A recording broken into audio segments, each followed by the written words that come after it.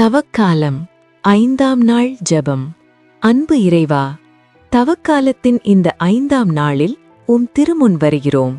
மனிதர் அப்பத்தினால் மட்டுமல்ல, கடவுளின் வாய்ச்சொல் ஒவ்வொன்றாலும் வாழ்வர் என்று எங்களுக்கு கற்றுக் கொடுத்தீரே.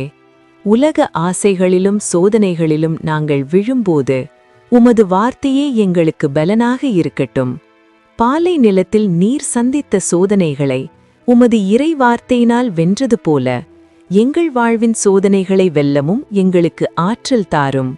நாங்கள் உலக இன்பங்களையும் அதிகாரத்தையும் தேடி ஓடாமல், மனிதர் அப்பத்தினால் மட்டுமல்ல, கடவுளின் வாய்ச்சொல்லால் வாழ்வர் என்ற உண்மையை உணர்ந்து வாழ அருள் புரியும்.